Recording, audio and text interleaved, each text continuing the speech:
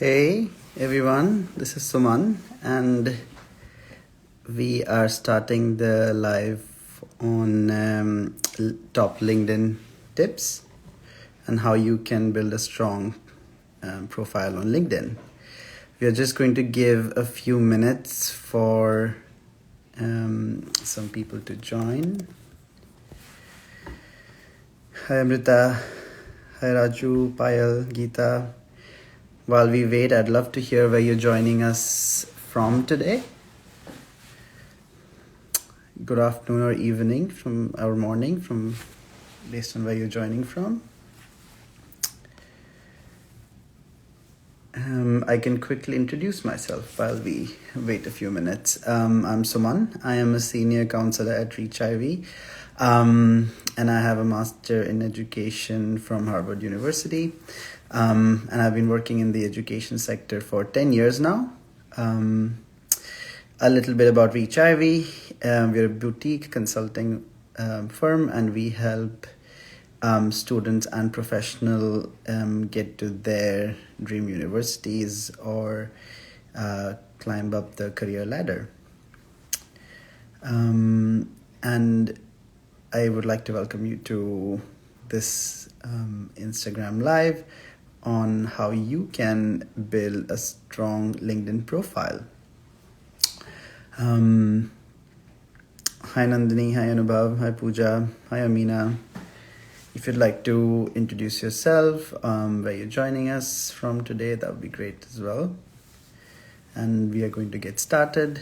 I'm going to tell you some top tips that we give to people who work with us and kind of things that we look out for.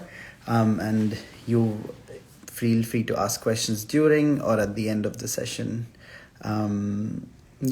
So why don't we get started? The first tip that I would like to share with you is, hi Raju, hi Tanisha. The first tip that I'd like to share with you is fill that tagline and summary. It's the first thing that somebody sees on your profile. It is true that it's not data, so to speak, but it definitely makes an impression. So something catchy in the tagline and summary goes a long way. And you know the saying, first impression is the last impression. That's not often true, but you do want to make that impression when somebody comes to your profile. The second tip I want to share is choose a cover photo. So you know the big kind of wide picture behind your profile at the top. Choose a photo that visually attracts the reader. I often would advise find something that gets people's attention, and connect it to your profile and background. But don't put a picture that's too distracting. For example, if you check out my profile on LinkedIn, I'm an educator and I have these two pencils because I work with schools and education on my full-time job, and then I have two pencils on my cover photo just to create kind of the impression I'd like to. So highly recommended, put a cover photo. The third tip is in all of the section, put dates correctly. So everything from education, work experience, certifications. Ensure that you put the month and the year as right as you can. And the background to that is LinkedIn has a lot of algorithms that help the system understand what they should be putting you in, what kind of job opportunities they should be showing you, and what kind of things your profile would show up on. So if you put the dates correctly, for example, of your graduation year from the university, the people who may be in your alumni network will be able to see your profile in different spaces. Similarly, in case there is a certification that you got and then you put the date correctly, after a few years, LinkedIn will be able to detect that you have had that skill for a few years, and the algorithm will then showcase that with job seekers, etc. So yeah, put your dates correctly. Tip number 4 would be work experience. Be as specific as you can in work section about your accomplishments, and also try to have quantified outcomes. Um, Imagine this, right? People, the recruiters or admissions committee see hundreds and thousands of profiles. The more specific you are about your accomplishment or kind of what you've achieved, the more specific you can be and how much you quantify outcome, two things will happen. One thing, that they will see that you are clear and specific, and also they will remember your profile when they're thinking about other things. So I always advise people to have 2 really strong, catchy achievements or accomplishments than 5 or 7 mediocre ones, so to speak. So try to have really, really specific accomplishment.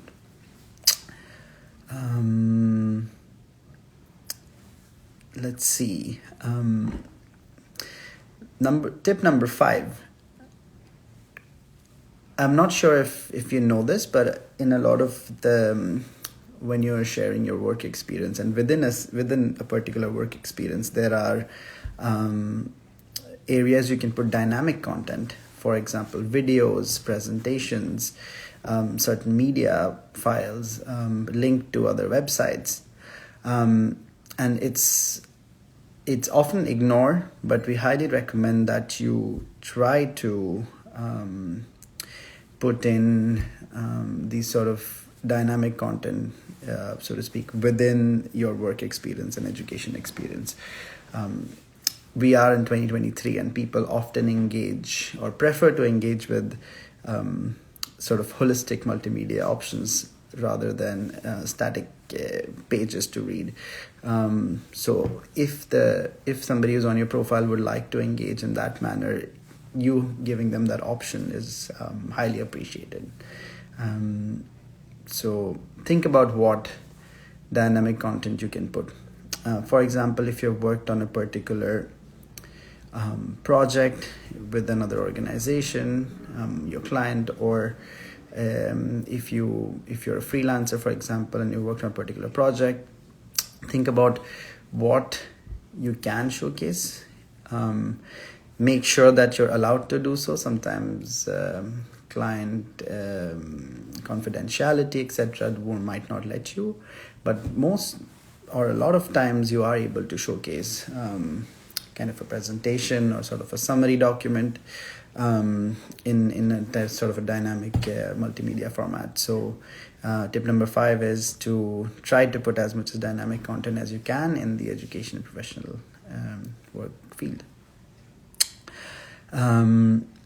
We have some new visitors joining. Hi, welcome to LinkedIn Top Tips. We are going through a list of tips that we highly recommend.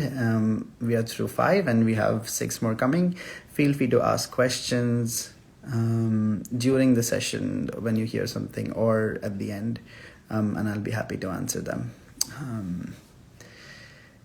Okay, so tip number 6, post updates. Every time you log into LinkedIn, before you scroll through the content that you're seeing, at the top you have this section where you can post updates. And this is important for many reasons. One thing is, every time you post an update, it pops up in visit the people who are viewing your profile or you're connected with. Second thing is, it lets LinkedIn know that you're an active user. So the probability of your content and your profile being engaged with is higher. And people often ask, what kind of updates can I post? You can post interesting articles that you read, that is professionally connected to your profile. You can post updates about interesting things that you did or you conducted, like a project or event, and you want to share things you learned from there. You can write an article, or you can write a summary of something yourself that you're engaged with. Often people will post pictures, of course, professional. Yeah, it's a great opportunity for you to in a very simple way, stay in the radar of both employers and also admissions committee when they are casually browsing. So we kind of highly advise you to post updates. Now we get question, how often should you be posting updates? And there is no straight answer to that, but in my personal experience, I think even if you do an update 3 to 4 weeks, it's good. Of course, quality over quantity. Make sure whenever you're posting the update that it is of high quality. And of course, we help you with that as well in our LinkedIn service. And so that was tip number 6, post updates.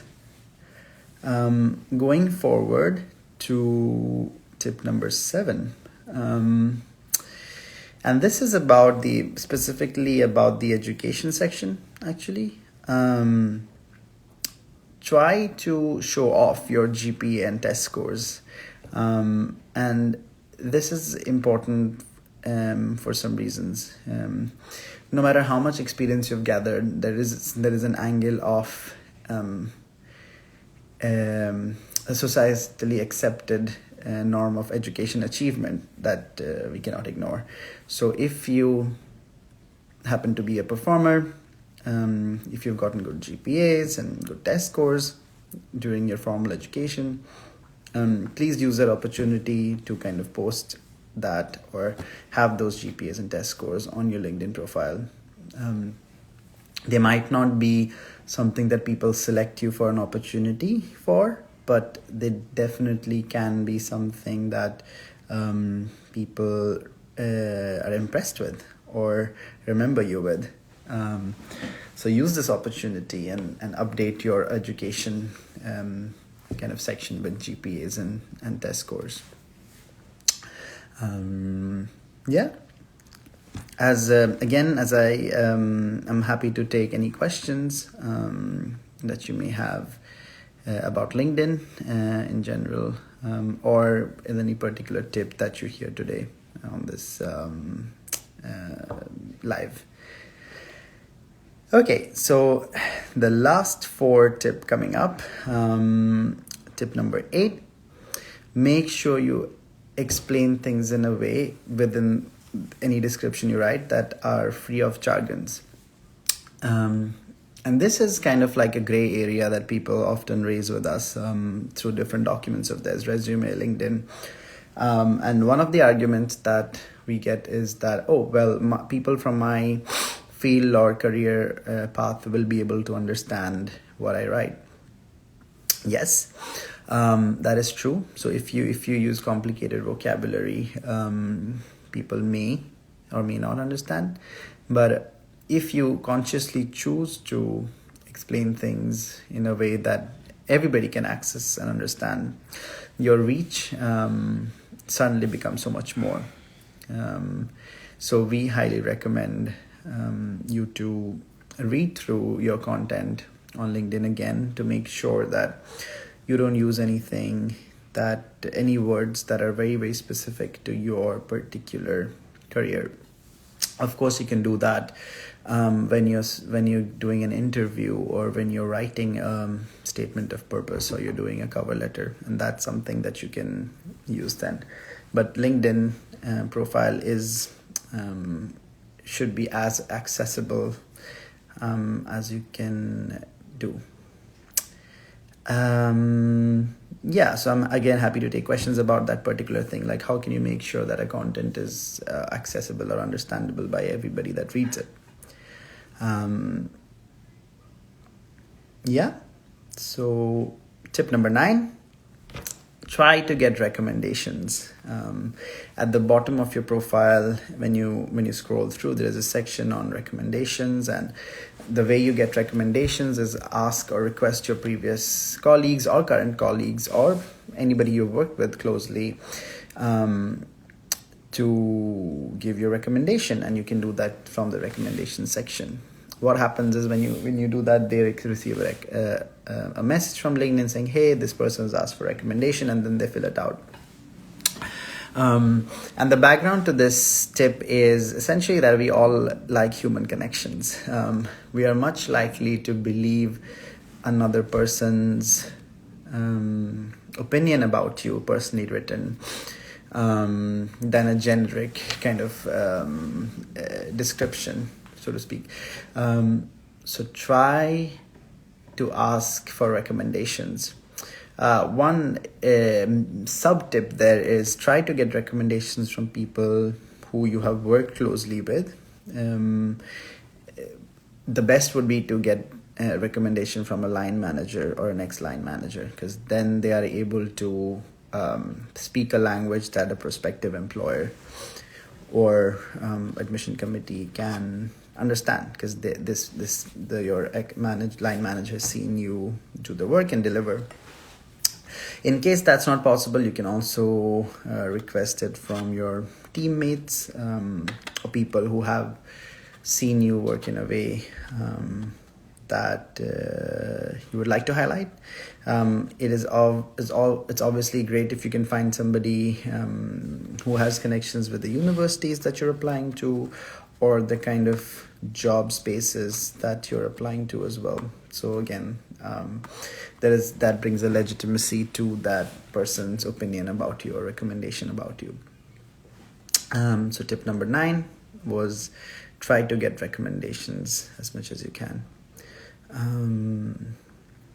Okay, let's see.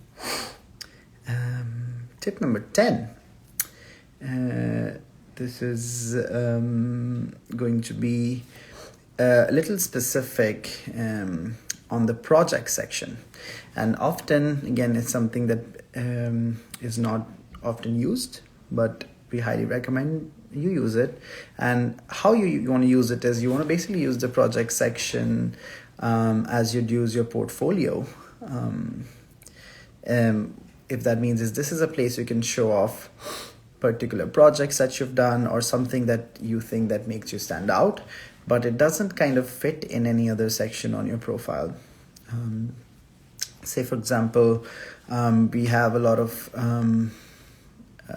people who work with us who during the COVID times work with the communities, work with social organizations that for a long period of time, and they were able to help communities and other people. So that this will be but it doesn't kind of fit in your professional experience or education, so that this would be a place to fit it.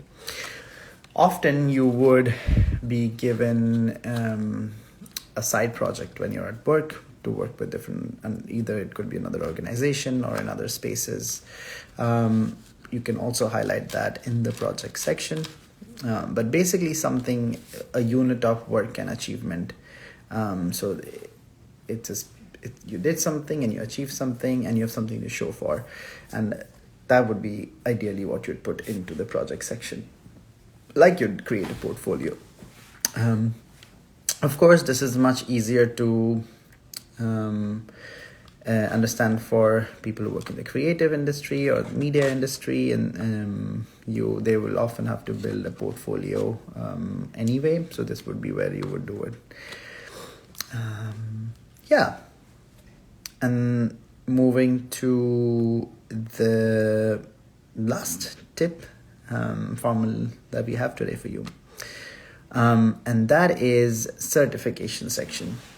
Please add certifications as this show credibility, but with an asterisk there. Make sure that the certifications are from reputed organizations or institutions.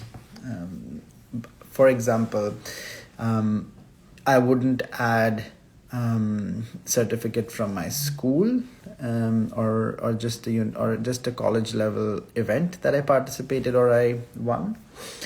But I will add certification if, for example, I did a coding boot camp and certification from Microsoft. I would add that. Or I did emergency aid certification course with the Red Cross. I would add that as well. So something that you think would highlight a skill or something that you've learned. However, ideally it would come from a reputed organization or institute. Yeah, so those were 10 and one bonus tip for LinkedIn. I'm going to quickly recap that for everybody who's joining now, and then we will when I do that, feel free to ask any questions that you have. So the tip number 1, fill the tagline and summary. It's the first thing somebody sees when they come to your profile, and it makes the impression that is important. Number 2, put a relevant cover photo to visually attract the readers. Tip number 3, add dates correctly in education section and professional experience. Tip number 4, be as specific as you can in your work experience section in terms of your accomplishments and outcomes that are quantified. Tip number 5, put in dynamic content like videos or presentations or media in the different sections, especially work experience. Tip number 6, post updates. 3 to 4 weeks is good. Things you're reading, things you are doing professionally, stay in the radar. Tip number 7, show off your GPA and test scores in the education section. Make sure, in tip number 8, make sure you explain things in a way that are free of jargons, so that everybody understands it and it's accessible. Tip number 9, try to get recommendations from previous team members or current team members or line managers, and it shows that people like you and they can vouch for you. Tip number 10, use project section as you would use a portfolio. Show off some things you've done and you're proud of. And tip number 11, make sure you add certificates from credible institutions or reputed organizations and institutions to highlight your credibility. Yeah. Of course, at Reach IV, we do help you through a LinkedIn service where we kind of evaluate what your LinkedIn profile and give you concrete tips on how you can make each of the sections better and work with you back and forth to create a strong LinkedIn profile. And if you'd like to learn about that service or access that service, please feel free to write to help@reachiv.com or go check out our website, reachiv.com, and we will be very happy to work with you personally on that. This kind of brings us to the end of the live, unless there are any questions from the viewers who are here about how you can make a strong LinkedIn profile. So let's see.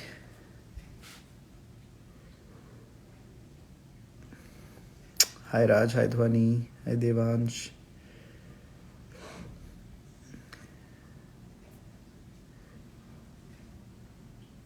Is there any questions that I can answer for anyone?